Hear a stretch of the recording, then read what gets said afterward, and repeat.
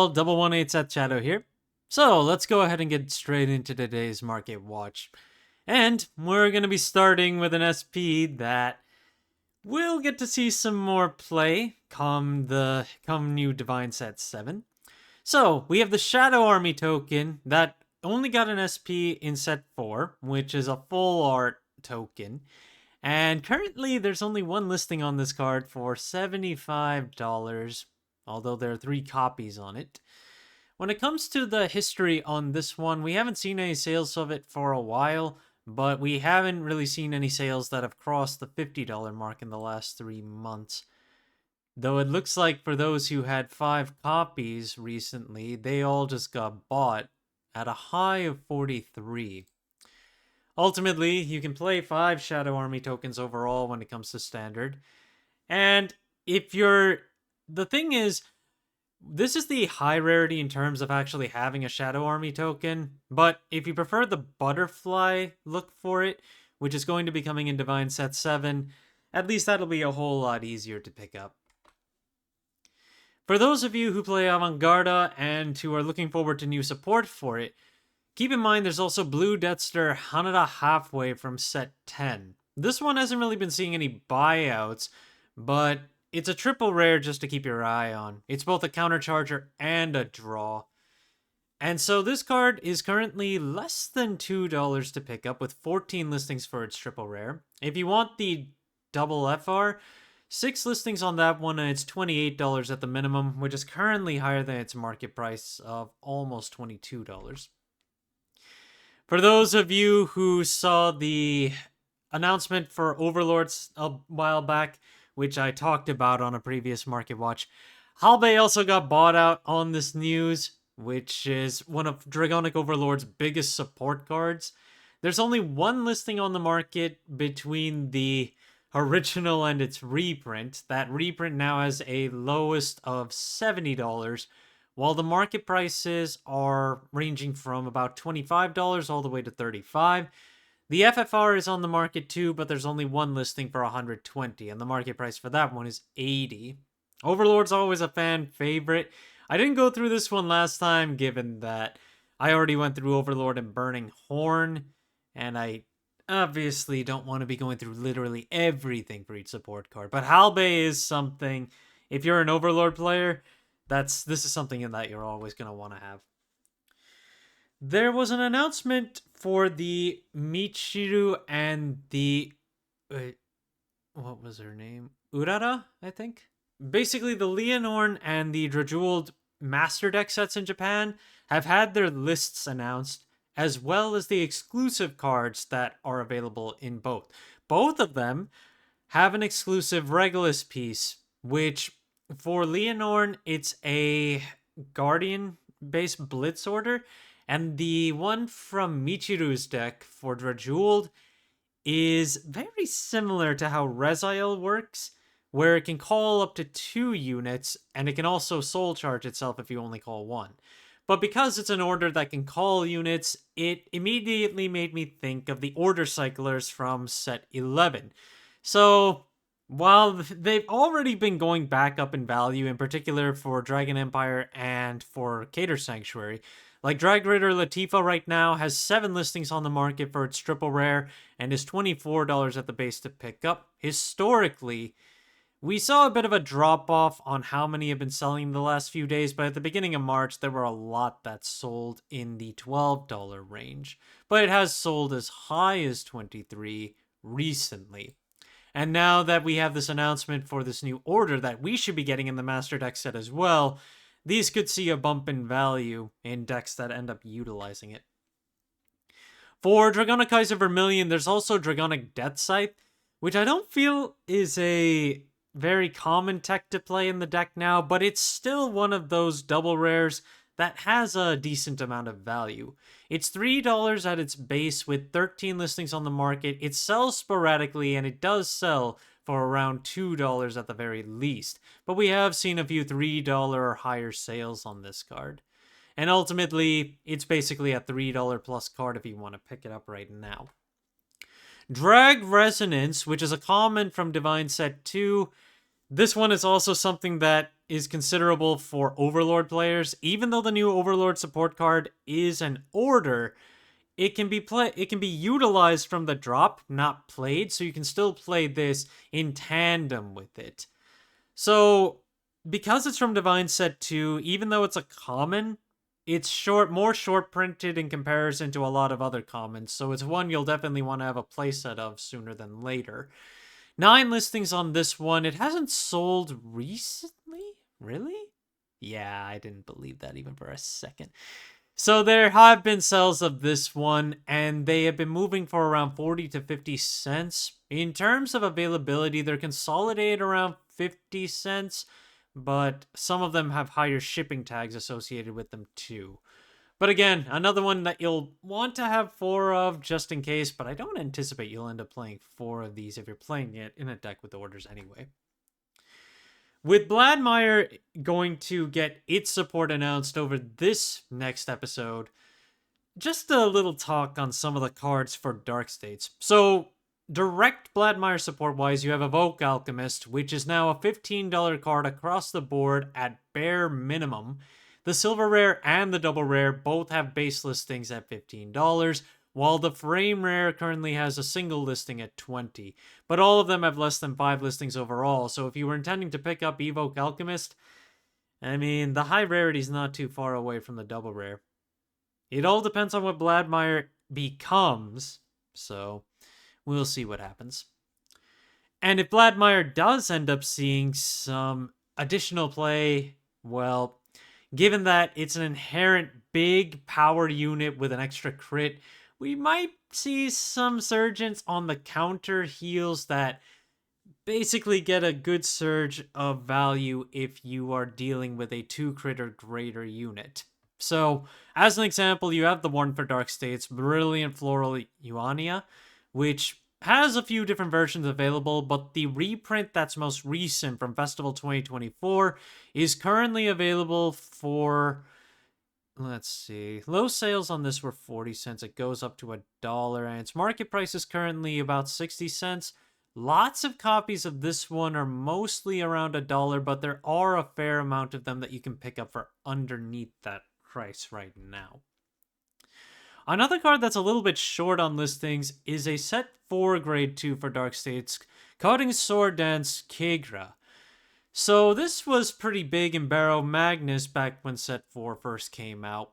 And as a double rare with only 6 listings, okay, come on. With only 6 listings, yeah, it's definitely been selling. It's been selling. We've been seeing sales of this one from a range of about 40 cents to over $2 in the last month. And in terms of availability right now, they're consolidated at $2. Nothing is less than $1 except for a single listing, which also has a high shipping cost associated with it. But if you need to pick up Kigras, they're short on listings right now, so I would take a look at these if you need them. Another one that's a little bit short on listings is Misdeeds Dragon, which is one of the big promo support cards for Chaos. There are 8 listings on the regular one, starting from around $2.50, while the foil version is just over $4 to pick up right now. Both of them are around their market price ranges, but they're both under 10 listings, so if you need to grab these, they're short on listings right now. The perfect cards that come out of DivineZ 1 have been moving up in value, and they've been selling pretty well regardless. Keep in mind that they are getting another printing with DivineZ 7, so it is a little interesting to see them still selling at the rates that they are now when we're 1 month away from getting their reprints. As an example, Bringer of Protection Setlan, which is the one for Cater Sanctuary, now has a base price of $2, and they're mostly consolidated around 2 with a number of $1 listings as well.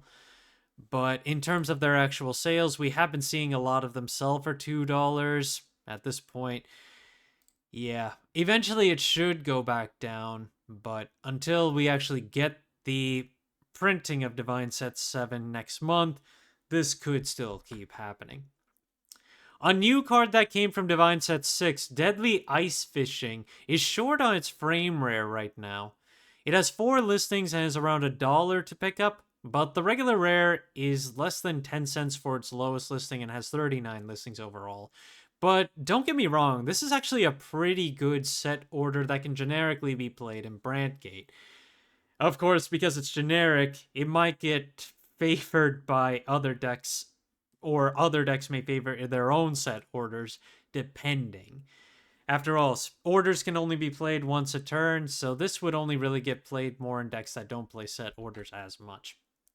Eva has been seeing some tops recently, and I wanted to take a look at one of the new cards from DivineZ 6 that it uses, Imprisoning Past, which is a pretty good card overall, power bonus wise, and it also enables you to recycle key pieces that you want to play in terms of your glitters, which also opens up some deck space for the deck.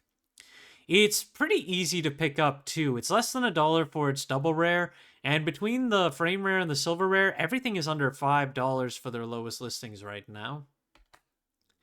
Destined One of Time Leal Odium is currently available for just under $12.50 for its lowest listings, and it's got 19 listings on that triple rare. However, the silver rare makes a huge jump from there at a base price of $40. Then the FFR is available for a base of around $140, while there are no listings right now on the secret rare, which has a market price of over $500. And mind you, we have the manga that's coming out providing us with the Shenri clone for Dark States, which should also power up this deck a little further. If you're looking to build Aura Star Coral, it's easy right now. A lot of the cards for this deck are pretty cheap, and Coral herself is around $3.50 at the lowest with 20 listings available. Market price on this has been dropping off from the $4 range to just under that. And we are now looking at... There's no real consolidation on the first page. There are just a bunch of single listings for $3.50 to over $4 on this one. But still not difficult to grab. And if you want Clear Shimmer Aura, lots of listings ended up back on the market, which a lot of them are around $4 now. So now it's much easier to pick up than it was before. The frame rare, on the other hand, which is the highest rarity, only has 2 listings starting from $50. It was anticipated to get played in Overdrive, which is coming up with DivineZ 7, but you don't necessarily have to play it as much as you thought you might have. For Shadow Paladin and Undercover, we have Knight of Abruptness Undercover Dira, which it has an $8 listing at the lowest, but that does have a higher shipping tag on it when you look at it in more detail. So it's actually still over a $10 card right now with only 7 listings. The silver rare doesn't have any listings on the market right now, and its market price is just over $14.50, while the FFR is available for $40 at its lowest with 6 listings.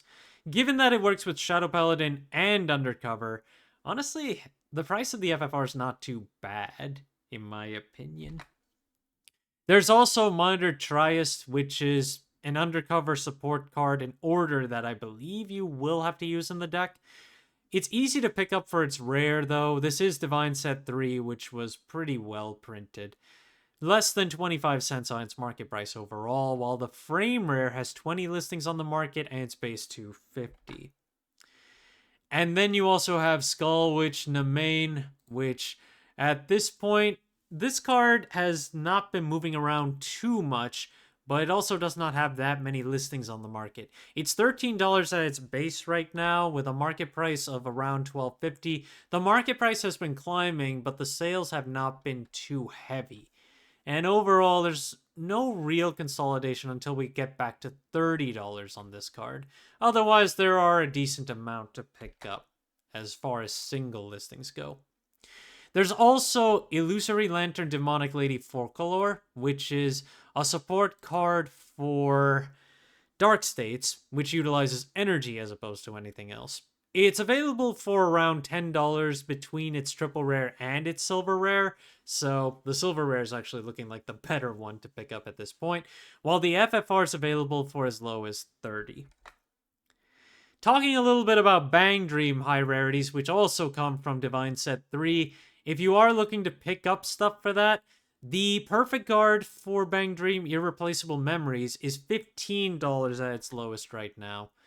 As far as the spread of prices, they're mostly available for 18, which for a high rarity perfect guard, which we might not see any additional prints of, it's not bad if Bang Dream ends up seeing some more play.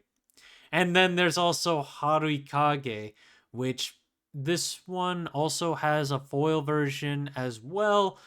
It's not SP'd out because this one is like one of those song orders, so I don't think there's any like full art that you can pick up of this.